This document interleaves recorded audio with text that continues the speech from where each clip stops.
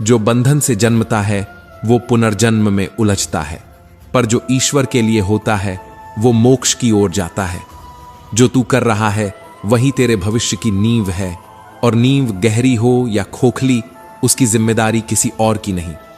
भाग्य को कोसना सरल है, पर यह भूल मत कर कि भाग्य तेरा ही चेहरा है जिसे तूने अपने कर्मों से बनाया है। आज दुख है तो शायद कल तूने किसी और के सुख को चुराया था। प्रभु की दृष्टि में कोई क्षण व्यर्थ नहीं जाता, हर मुस्कान, हर आंसू गिन लिया जाता है। तू चाहे कितनी भी योजनाएं बना ले, अगर तेरे कर्म गंदे हैं तो तेरे भाग्य की किताब में उजाला नहीं लिखा जा सकता। जब पुण्य समाप्त होने लगते हैं तभी पाप की बारी आती है, और जब पाप की बारी आती है तब व्यक्ति को अपने ही कर्मों की परछाइयां निगलने लगती हैं।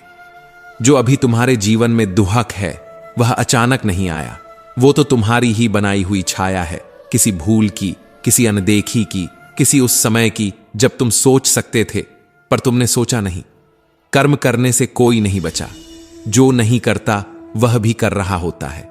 मौन भी कर्म है, त्याग भी कर्म है, और असंवेदनशीलता भी। हंसकर सहोगे तो दुख तब बन जाएगा, रोकर सहोगे तो वही दुख तुम्हें तोड़ देगा। क्योंकि जीवन में जो भी आ रहा है वह तुमसे पूछकर नहीं आया, वह तो तुम्हारी आत्मा के द्वारा बहुत पहले तय किया गया था। भीष्म पितामह बोले, मैंने 73 जन्मों तक ध्यान लगाया, कोई पाप नहीं दिखा, फिर ये बाणों की शैया क्यों? श्री कृष्ण मुस्कुराए, 73 नहीं 74वें जन्म तक देखो। तब तुम किशोर थे, वन में गए थे, एक टिड्डी के शरीर में कांटा चुभा दिया था, बिना कारण, बिना दया। वही कांटा समय बनकर बाणों में बदल गया। तब भीष्म की आंखें बंद हो गईं, पर अब पीड़ा में नहीं, प्रज्ञा में। धृतराष्ट्र बोले, मैंने क्या अपराध किया जो अपने 100 पुत्रों का शोक भोग रहा हूं? श्री कृष्ण ने अपने योग बल से उन्हें दिखाया, तुम एक राजा थे, स्वाद में अंधे हो गए थे। तुम्हारे रसोइये ने हंस के 100 बच्चों का मांस बनाया, तुमने बिना विचारे खा लिया, पुत्रवत प्राणियों को खा लिया। अब उन 100 बच्चों के शोक को भोगने की बारी आई है, और तुम अंधे हो गए क्योंकि तुमने देखा नहीं, सोचा नहीं, जाना नहीं। पुण्य ने 100 जन्म तक रोका, पर जब पाप की घड़ी आई तो वह 100 पुत्रों की मृत्यु बनकर आया। जो किया वही मिलेगा। यह कोई धमकी नहीं, यह चेतावनी भी नहीं, यह तो केवल न्याय है, तुम्हारे ही द्वारा तुम्हारे लिए रचा गया, ताकि तुम सीख सको। फिर दुष्कर्म क्यों, जब हर कर्म का फल अनिवार्य है, जब हर भावना भविष्य बनती है, जब हर सोच जीवन को आकार देती है। कभी सत्संग से दंड कम हो सकता है, कभी प्रभु की कृपा प्रसाद बनकर उतरती है, पर फल टलते नहीं, केवल रूप बदलते हैं। तुम सोचते हो कोई देख नहीं रहा, पर भीतर बैठा चेतन साक्षी सब जानता है। तुम अपनी आत्मा से छिप नहीं सकते। जब तुम कर्म करते हो तो वह भविष्य का बीज बन जाता है।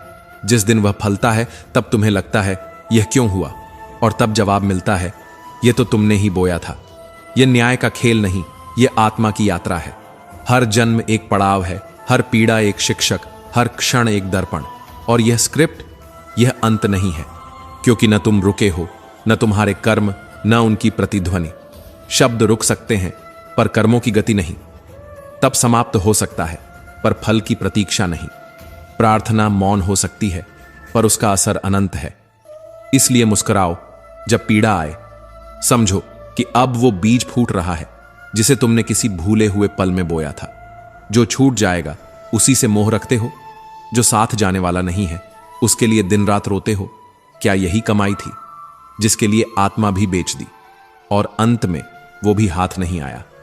सोचो, साथ में क्या लाए थे और क्या लेकर जाओगे? श्री कृष्ण कहते हैं, जिस दिन तुमने जन्म लिया उस दिन न तुम्हारे पास दौलत थी, न मकान, न पद, न प्रतिष्ठा, न तुम्हारी जेब में जमीन की नकल थी, न ही रिश्तेदारों की सूची। सिर्फ एक सांस थी जो प्रभु ने दी थी, निशुल्क, निस्वार्थ, निशब्द। अब जब जाना होगा तो वही सांस वापस हो जाएगी, बिना पूछे, बिना तुम्हारी इजाजत के। और जो तुमने इकट्ठा किया वो सब यहीं धरा रह जाएगा। संग ना दौलत जाएगी, न ही गाड़ी, न ही वो फोटो जिस पर तुमने लिखा था माई ड्रीम लाइफ। तब साथ कौन होगा?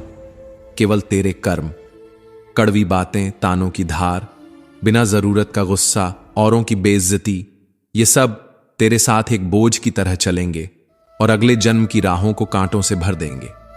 पर वहीं यदि किसी की सेवा की हो, किसी भूखे को रोटी दी हो, किसी रोते को चुप कराया हो, किसी गरीब के बदन पर गर्मी रख दी हो, तो वो पुण्य बनकर तुझे अगली बार आंचल बनकर ढंकेंगे।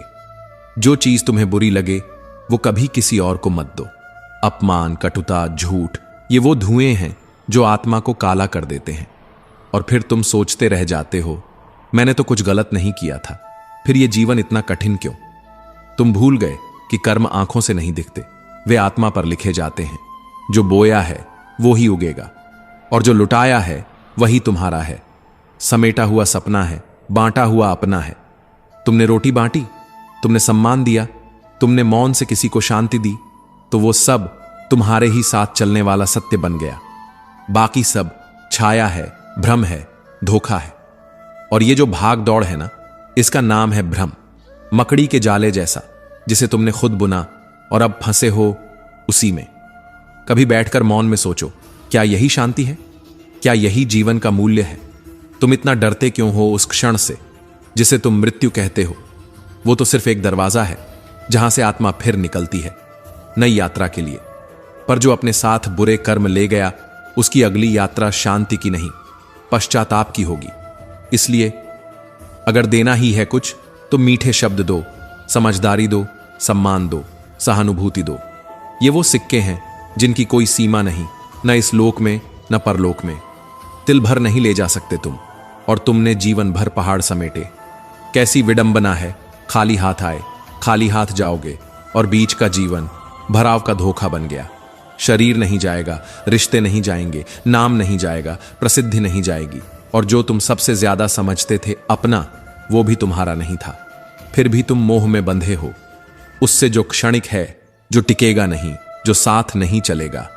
क्या तुम्हें अब भी जरूरत है समझाने की, या अंत की प्रतीक्षा है जहां उत्तर भी नहीं मिलेगा, केवल खामोश दर्पण मिलेगा जो तुम्हें तुम्हारा ही चेहरा दिखाएगा? कहते हैं ईश्वर ही केवल साथ जाता है, पर ईश्वर कौन है? तुम्हारे भीतर का वह प्रेम, वह सेवा, वह मौन, जिसे तुमने कभी किसी के लिए जिया था। तो अब भी देर नहीं हुई है। जो लुटाना है वो लुटाओ, जो देना है वह बांटो, जो बनना है वो अभी बनो, क्योंकि समय इंतजार नहीं करता और जीवन कभी दोबारा नहीं आता। आप एक बार गहराई से विचार करके देखिए। सच कहें तो जब प्रस्थान का समय आता है, तब साथ में एक तिल तक ले जाने की सामर्थ्य नहीं रहती। फिर यह छीना झपटी, यह मोह, यह संघर्ष किसके लिए, किस हेतु? क्या यह प्रभु की आज्ञा नहीं है कि हर कार्य को उनके निमित्त समझकर कर लो और उसका फल पूर्ण श्रद्धा से उन्हीं के चरणों में अर्पित कर दो? वे कभी तुम्हारे साथ अन्याय नहीं करेंगे, क्योंकि उनका न्याय अहंकार से नहीं, करुणा से चलता है। तो फिर दुख क्यों पालना? जब प्रभु की इच्छा ही अंतिम है, तो अपने मन की व्यथा को भी प्रभु की इच्छा में समर्पित कर दो, क्योंकि सुख और दुख असल में सिर्फ सोच की एक दिशा भर है। यदि तू दुख को भी प्रभु का प्रसाद मान ले, तो देखना वो भी सुख में परिवर्तित हो जाएगा। जिस दिन तूने दुख में भी प्रभु का आदेश देखा, उस दिन से हर स्थिति प्रभु का आशीर्वाद बन जाएगी। श्री कृष्ण कहते हैं, जिस दिन किसी की आत्मा पर किया गया तिरस्कार लौटकर अपने ही भाग्य में घुलता है, उसी दिन समझ लेना कि न्याय का समय कभी टलता है, लेकिन रुकता नहीं। बोलने वाले की जुबान नहीं, सुनने वाले की आत्मा सुनती है। और उस साधु ने भी हर अपमान, हर गोबर चुपचाप ले जाकर एक कोने में जमा कर लिया। सिर्फ गोबर ही नहीं था वो आदमी की नफरत, घमंड और अज्ञान था, जो रोज एक नई परत में उसके भाग्य की रेखाओं पर चिपकता चला गया। और जब वो भाग्य अंततः भगवान की अदालत में पहुंचा, तो उस आदमी को प्रसाद में वही मिला जो उसने दूसरों को दिया था। प्रभु, यह तो गोबर है। हां, और वह वही है जो तूने एक जरूरतमंद को दिया था, उस वक्त जब तू दे सकता था, लेकिन देने की जगह तूने उसका आत्मसम्मान छीना। कर्म सिर्फ क्रिया नहीं होती, वो आत्मा पर लिखी एक ऐसी लकीर होती है जो समय के थपेड़ों में भी नहीं मिटती। मैं नहीं खा सकता ये गोबर प्रभु, पर तुझे देना था वही जो तूने किया। और तेरा कर्म किसी भूखे को अपमानित करने का किसी ग्रंथ में नहीं, तेरे भाग्य में लिखा गया है। पर जब वह पश्चाताप की आग में झुलसने लगा तो भगवान ने अवसर दिया, धो डाल इसे, हर दिन अपने ही कर्मों की मलिनता से खुद को शुद्ध कर। परंतु अंतिम कण वह रह ही गया। इसको तो खाना ही होगा, क्योंकि मैं क्षमा कर सकता हूं, मिटा नहीं सकता, क्योंकि कर्मों का फल कभी व्यर्थ नहीं जाता। तूने समझा नहीं कि गोबर से बदबू नहीं आती, बदबू आती है उस घमंड से जिसमें तूने एक भूखे को अपमानित किया, जिसमें तूने सोचा कि तू न्याय करता है, पर तूने सिर्फ क्रूरता दिखाई। यह जीवन भी एक भिक्षा है, जो दे दिया वो तेरा नहीं, जो बांटा वो ही तुझसे जुड़ा रहा। हर दान, हर व्यवहार, हर अपमान किसी न किसी को नहीं, तेरे भाग्य को आकार देता है। कभी किसी को कुछ देते वक्त इसलिए सोच समझ कर देना चाहिए, क्योंकि तू जो देगा वो लौटेगा, पर जब लौटेगा तब सिर्फ तेरी जेब नहीं, तेरा संपूर्ण जीवन उसका भार उठाएगा। बोए गए कर्म फल बनकर लौटते हैं, कभी 2 साल में, कभी जन्मों बाद, कभी उसी दरवाजे पर जहां तूने कभी किसी की गरिमा को तोड़ा था। और याद रखो, भगवान केवल दृष्टा हैं, निष्पक्ष गवाह। वो न बदला लेते हैं, न माफी से छुटकारा देते हैं। वे केवल नियम निभाते हैं कि जैसा बीज वैसा फल। तू आज जो कर रहा है वो तेरे कल की भूख या तृप्ति बन जाएगा। इसलिए जब भी किसी को देखो, उसकी आत्मा की भूख को पहचानो। उसके हाथ में मत देखो, उसके हृदय को समझो। एक छोटे से गांव में, जहां हरियाली और सादगी का मेल था, एक किसान अपने परिवार के साथ रहता था। यह परिवार न केवल अपने खेतों में मेहनत करता था, बल्कि अपने दिलों में प्रेम और करुणा का दीपक भी जलाए रखता था। उनके घर में हर सुबह सूरज की किरणों के साथ साथ भक्ति और सेवा की गंगा बहती थी। वे एक संत महात्मा की सेवा में दिन रात समर्पित रहते थे। संत के उपदेश उनके लिए जीवन का आधार थे, जिन्हें वे न केवल सुनते बल्कि जीते भी थे। जरूरतमंदों की मदद करना, भूखों को भोजन देना और हर उस इंसान के चेहरे पर मुस्कान लाना जिसका जीवन दुखों से भरा हो, यही उनका धर्म था, यही उनकी पूजा थी। परिवार का प्रेम और एक अनुत्तरित प्रश्न। इस परिवार में हर कोई एक दूसरे से गहरे प्रेम और विश्वास से बंधा था। उनके घर में हंसी की गूंज और स्नेह की गर्माहट हमेशा मौजूद रहती थी।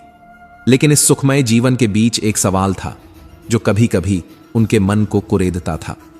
उनके परिवार में एक बेटा था जो दोनों पैरों से अपाहिज था। वह नन्हा सा बच्चा, जिसके चेहरे पर मासूमियत की चमक थी, जिसके सपनों में उड़ान थी, लेकिन जिसके पैरों को जमीन ने जकड़ रखा था। वह व्हील चेयर पर अपनी दुनिया बुनता, अपने माता पिता की सेवा देखता और अपने भाई बहनों के साथ हंसता खेलता। लेकिन जब रात गहरी होती और चांद आसमान में तन्हा चमकता, तब किसान का मन एक सवाल से भर जाता। हमने ऐसा क्या पाप किया जो हमारे इस मासूम को यह दुख मिला? किसान और उसका परिवार कभी इस सवाल को जोर से नहीं पूछते थे। वे डरते थे कि कहीं उनकी भक्ति पर सवाल न उठ जाए। लेकिन मन के किसी कोने में यह विचार बार बार आता था, हमने तो हमेशा दूसरों के लिए जिया, हर जरूरतमंद के लिए अपने दरवाजे खोले, फिर भी हमारे इस फूल से बच्चे को यह कष्ट क्यों? यह सवाल उनके दिलों में एक हल्की सी टीस बनकर रह जाता था। फिर भी वे अपनी सेवा में लगे रहते, क्योंकि संत महात्मा ने उन्हें सिखाया था, सच्ची भक्ति वही है जो सवालों से परे हो। संत का सत्संग और एक पिता का सवाल। समय बीतता गया। गांव में एक दिन संत महात्मा का भव्य सत्संग हुआ। दूर दूर से हजारों लाखों श्रद्धालु आए। आकाश में बादल थे और जमीन पर भक्ति की बयार बह रही थी। लोग संत के एक एक शब्द को अपने दिलों में उतार रहे थे। संत महात्मा के उपदेशों में जीवन का सार था, प्रेम, करुणा और सत्य का रास्ता। प्रवचन के अंत में जब संत ने कहा, यदि किसी के मन में कोई शंका हो तो पूछ लें, यह सत्संग सत्य की खोज के लिए है, तब सभा में एक गहरी खामोशी छा गई। उस खामोशी को चीरते हुए उस अपाहिज बच्चे के पिता ने हिम्मत जुटाई। वह उठा और उसकी आवाज में दर्द, विश्वास और एक अनुत्तरित प्रश्न की गूंज थी। हे महात्मा, उसने कहा, हमारा परिवार आपके हर उपदेश को जीता है। हमने कभी किसी का बुरा नहीं सोचा, न ही किसी का बुरा किया। जरूरतमंदों की सेवा में हमने अपनी जिंदगी समर्पित कर दी। फिर भी मेरे बेटे को यह अपाहिजपन क्यों? उसका क्या दोष था जो उसे यह दुख मिला? क्या हमारी भक्ति में कोई कमी रह गई? सभा में सन्नाटा छा गया। हर आंख उस पिता की ओर थी और हर दिल उस सवाल के जवाब का इंतजार कर रहा था। संत महात्मा ने गहरी सांस ली।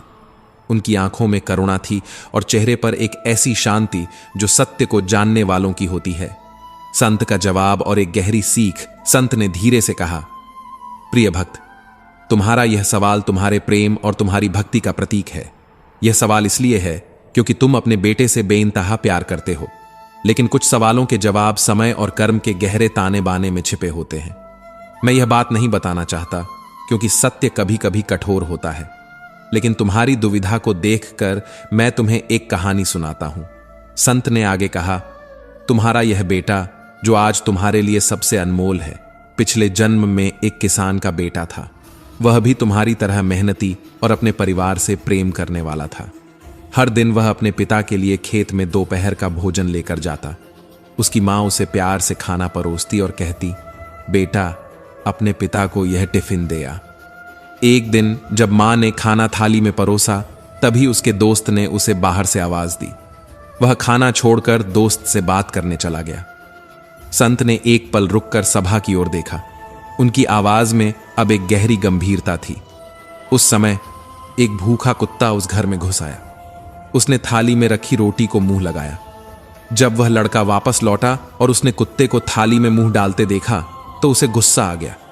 पास ही पड़ा एक लोहे का भारी डंडा उसने उठाया और बिना सोचे समझे उस कुत्ते की दोनों टांगों पर इतनी जोर से मारा कि वह कुत्ता हमेशा के लिए अपाहिज हो गया। वह कुत्ता अपनी पूरी जिंदगी दर्द में तड़पता रहा। वह घसीटते घसीटते जिया और आखिरकार तड़प कर मर गया। यह उसी कुत्ते की बद्दुआ का फल है जो इस जन्म में यह बालक दोनों टांगों से अपाहिज होकर जन्मा है। संत महात्मा ने कहा, पुत्र, इस संसार में हर प्राणी को अपने अपने कर्मों का फल भुगतना ही पड़ता है। यदि किसी जन्म में तूने किसी की टांग तोड़ी है तो यह स्वाभाविक है कि अगले जन्म में तेरी अपनी टांगें टूटी मिलेंगी। अगर तू किसी को हानि पहुंचाएगा तो तुझ पर भी हानि अवश्य ही आएगी, चाहे इसी जन्म में या अगले जन्म में। इसलिए हर कर्म करने से पहले सोच, समझ और चेतना के साथ चल। तू अपने कर्मों से बच नहीं सकता। जहां भी जाता है, जो भी करता है, तेरे कर्म मौन खड़े तुझे देख रहे होते हैं और किसी भी दिन तेरे कर्मों का फल तुझे इस पृथ्वी पर अवश्य वहन करना पड़ता है। क्या तू इसे जानता है? क्या तुझे इसका ज्ञान है? इसीलिए हर समय उचित और सात्विक कर्म करना अनिवार्य है। भगवान श्री कृष्ण ने श्रीमद् भगवद गीता में कर्म को सर्वोपरि बताया है। यहां तक कि उन्होंने स्पष्ट कहा है कि व्यक्ति की यात्रा जहां से छूटती है, अगले जन्म में वहीं से फिर प्रारंभ होती है। जो प्रकृति के नियमों का पालन करता है वह परमात्मा के समीप होता है। लेकिन यह भी ध्यान रखने योग्य है कि यदि स्वयं परमात्मा भी मनुष्य रूप में अवतरित होते हैं तो वे भी उन्हीं सभी नियमों का पालन करते हैं जो सामान्य मनुष्यों के लिए निर्धारित हैं। जीवन में सच्ची सफलता के लिए हमें सदैव सकारात्मक और धर्मयुक्त कर्म करने चाहिए, क्योंकि कर्म ही हमारे भविष्य को आकार देते हैं। अच्छे कर्मों के प्रति हमारी निष्ठा हमारी आत्मा को शुद्ध करती है और यह शुद्ध आत्मा ही हमें अधिकार देती है उस दिव्य आनंद और गहन शांति का अनुभव करने का। बिना संकल्प और कर्म के कोई भी व्यक्ति जीवन में आगे नहीं बढ़ सकता। इसलिए सकारात्मक सोच और कर्मों के साथ जीवन जीने की कला सीखना ही एकमात्र मार्ग है। कर्म के सिद्धांत का पालन करके ही हम अपनी दिशा और गति को नियंत्रित कर सकते हैं और यह नियंत्रण ही हमें हमारे लक्ष्यों तक पहुंचने के लिए मार्गदर्शन देता है। कर्म, यह सब कुछ इसी का खेल है। जो आज तुझे रुला रहा है, कल उसकी आंखें भी उसी वेदना से भीगेंगी, क्योंकि कर्म लौट कर आता है हमेशा, अवश्य। जो तेरे साथ बुरा कर रहा है उसे सोचने में वक्त मत गंवा। उसे जवाब देने का काम तेरे कर्म को करने दे। जो तू आज सह रहा है वो तेरे ही किसी पुराने कर्म का उत्तर है। किसी जन्म का बोया हुआ बीज अब फल बनकर लौट रहा है। जो तू बोएगा वही तू काटेगा। ये नियम है, न टलने वाला न मिटने वाला। तू भाग्य को दोष देता है, पर तेरे हाथों से किए हुए कर्म ही तो तेरी तकदीर बनाते हैं। सोच मत कि कौन तुझे धोखा दे गया। सोच ये कि तू अब किसे माफ कर सकता है, क्योंकि माफ करना भी एक कर्म है और सबसे ऊंचा कर्म है। तेरे शब्दों की कोई कीमत नहीं अगर तेरे कर्म उनके विपरीत हों। लोग तेरे चेहरे को भूल सकते हैं, तेरी बातों को भी, पर तेरे कर्म वो उनकी आत्मा में धंस जाते हैं। तू फूल बिछाएगा तो फूल लौटेंगे, कांटे बोएगा तो लहू भी तेरा बहेगा। जो तू कर रहा है वही तेरे भविष्य की मिट्टी है। गीली होगी तो फिसलन, सख्त होगी तो दीवार, और अगर तू उसे समझदारी से गूंथेगा तो वही तेरा मंदिर बन जाएगी। हर कर्म एक दस्तक है भविष्य के दरवाजे पर। तू जैसे कैसे अपने आज को सजाएगा वैसा ही कल तुझे सौंप दिया जाएगा। तू मंदिर में जाकर अगर हाथ जोड़कर बाहर आकर किसी को अपमानित करता है तो तेरा माथा नहीं, तेरे कर्म जले हुए होते हैं। धर्म और कर्म दो पहिए हैं, एक भी डगमगाया तो यात्रा वहीं थम जाएगी जहां से तू कभी चला था। श्री कृष्ण कहते हैं, कभी सोच, वो जो अपाहिज पैदा हुआ है क्या उसका दोष है? नहीं, वो शायद उस जन्म का फल है जब उसने किसी की टांग तोड़ी थी। ये न्याय है, सज्जा नहीं। ये फल है, बद्दुआ नहीं। इसीलिए जो भी कर सोच कर कर, क्योंकि एक दिन यही तेरे सामने आएंगे, चुपचाप, धीरे धीरे, मगर जरूर। कर्म का फल कभी भूले नहीं देता। वो तू जहां भी जाएगा पीछे पीछे चलता है। तू तेज दौड़ेगा तो वो भी दौड़ेगा, तू छिपेगा तो वो कोने कोने से खोज निकालेगा। जिस दिन तू रुक जाएगा समझ ले तेरा अंत शुरू हो गया, क्योंकि जीवन केवल जीने का नाम नहीं, यह कर्म में लगे रहने का नाम है। रुकना मतलब मिट जाना, थम जाना मतलब खो देना। और अगर तू सोचता है कि तूने अच्छा किया लेकिन तुझे बुरा मिला, तो धैर्य रख। कर्म तुरंत नहीं बोलते, वो अवसर की प्रतीक्षा करते हैं। जब वक्त आएगा तो तेरे अच्छे कर्म तुझे वहां पहुंचाएंगे जहां पहुंचने की किसी ने कल्पना भी नहीं की होगी। तेरे कर्म ही तेरा दर्पण है, तेरी आत्मा की पहचान है, तेरे धर्म की छाया है। तू जैसा करेगा वैसा ही देखेगा। यही संसार की सबसे गहरी गूढ़ता है। तू खुद को कितना भी बड़ा समझ ले, लेकिन अगर तेरे कर्म छोटे हैं तो तू अपने आप को खो चुका है। जो तू सोच रहा है वही बन रहा है, जो तू कर रहा है वही लौटेगा। तेरे हर संकल्प की छाया तेरे कर्मों पर पड़ती है। इसीलिए जब तू निर्णय करे तो पहले खुद से पूछ, क्या इसका परिणाम मैं सह सकूंगा? क्योंकि जो तू आज बोएगा कल वहीं तेरे सामने खड़ा होगा, प्रश्न बनकर, उत्तर मांगते हुए। तू दूसरों की गलतियों में समय ना गंवा, तू अपने कर्म सुधार। क्योंकि अगर तू कर्म को भूल जाएगा तो जीवन तुझे ही भूल जाएगा। जो लोग दूसरों को गिराते हैं उन्हें समय सबसे पहले गिरा देता है, और जो दूसरों को उठाते हैं उन्हें समय स्वयं उठाता है। क्या हर कर्म का फल इस जन्म में ही मिलता है, या कभी ऐसा भी होता है कि किसी की हुई भलाई का उत्तर वर्षों बाद किसी अनदेखे मोड़ पर किसी अपरिचित मुस्कान के रूप में लौट आता है? कभी कभी जीवन के उत्तर प्रश्न पूछने से नहीं बल्कि उन्हें महसूस करने से मिलते हैं। जिस क्षण हम किसी भूखे को भोजन दे रहे होते हैं उस क्षण हम अपने भाग्य को सींच रहे होते हैं, बिना ये जाने कि कौन सा बीज कब फल देगा। कर्म एक बीज है और समय उसकी भूमि। आज बोया गया विश्वास कल किसी अनजाने हाथ से फूल बनकर लौटेगा। बचपन की एक प्यास, एक गिलास दूध, और वर्षों बाद एक डॉक्टर की आत्मा से निकला उत्तरदायित्व। एक लड़की का निश्चल सेवा भाव, वो स्वार्थ रहित कर्म जो एक दिन डॉक्टर के रूप में लौटता है, दवा नहीं भावना बनकर। और तब जब लड़की बीमार पड़ी, जब उसकी दुनिया अंधेरी हो चली थी, तो अतीत का वो एक क्षण जो उसने भुला दिया था आज उसके जीवन की सबसे बड़ी आशा बनकर लौटा। डॉक्टर ने इलाज के अंत में सिर्फ एक पंक्ति लिखी, इसका भुगतान तो वर्षों पहले हो चुका था जब आपने बिना मूल्य एक गिलास दूध दिया था। क्या यह पूर्व जन्म नहीं था? क्या यह वही कर्म नहीं था जो समय की रेखा को चीरकर इस जन्म में फलित हो रहा था? कभी कभी पूर्व जन्म कोई और जन्म नहीं होता, बल्कि हमारा ही वर्तमान होता है जो भूल गया होता है अपने किए हुए अच्छे कर्मों को। और जब वो लौटते हैं तो न किसी तिथि का अनुमान होता है, न किसी नाम की पहचान। वो बस लौटते हैं, ब्याज सहित, प्रेम सहित और आंखों में आंसुओं के साथ। अर्जुन ने पूछा था, हे माधव, अच्छे लोगों के साथ बुरा ही क्यों होता है? और श्री कृष्ण ने उत्तर दिया था, हे पार्थ, समय, सत्य और संस्कार की गति मनुष्य की आंखों से नहीं देखी जा सकती। जो दिख रहा है वह संपूर्ण नहीं है, जो छुपा है वही सत्य है। अच्छे कर्मों का फल देर से मिलता है क्योंकि वो गहराई से आता है। बुरे कर्मों का फल जल्दी आता है क्योंकि वो सतही होता है।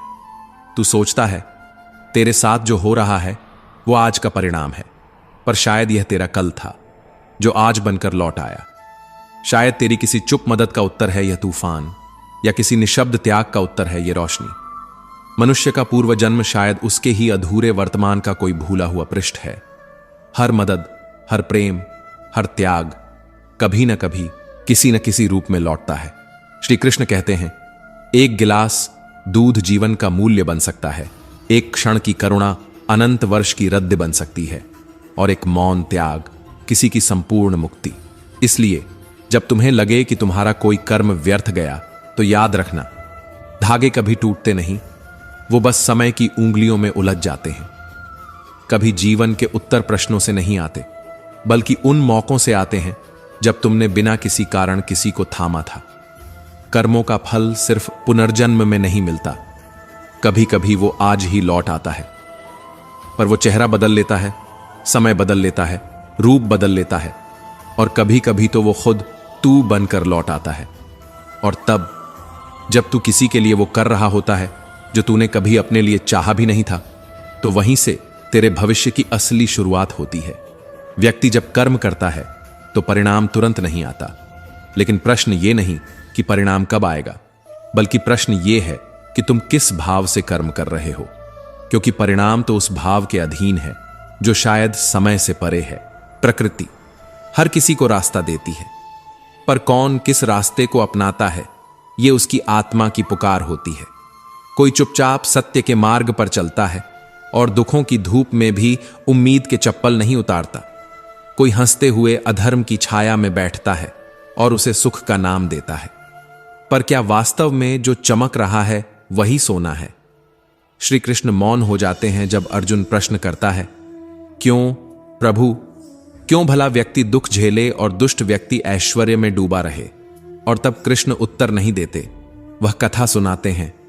किसी नगर में दो पुरुष थे, एक पूजा में लीन, धर्म में रमा, हर दिन मंदिर जाता, हर दान में अग्रणी रहता, और दूसरा छल में लीन, चोरी में कुशल, मंदिर आता तो था पर जूते चुराने और दान पेटी खाली करने।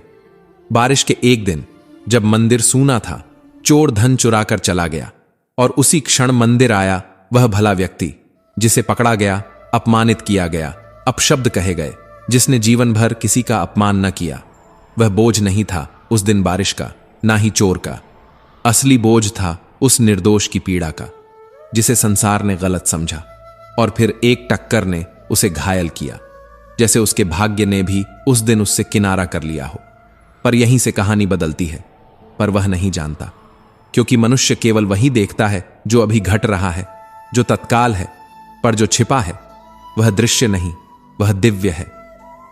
चोर को धन मिला, नृत्य करते हुए कहा, किस्मत मेरी मित्र है, और उसी क्षण वह धर्मात्मा बना, संशय से भरा विद्रोही। उसने मूर्तियां फेंक दी, भगवान से मुंह मोड़ लिया, और एक दिन मृत्यु को प्राप्त हो गया। और जब यमराज की सभा में दोनों खड़े हुए तो भले व्यक्ति ने कहा, यह अन्याय है, और यमराज मुस्कुराए, पुत्र, अन्याय नहीं, यह न्याय है। जिस दिन तेरी मृत्यु लिखी थी उस दिन तू मंदिर गया, पर तेरे पुण्य ने मृत्यु को एक चोट में बदल दिया।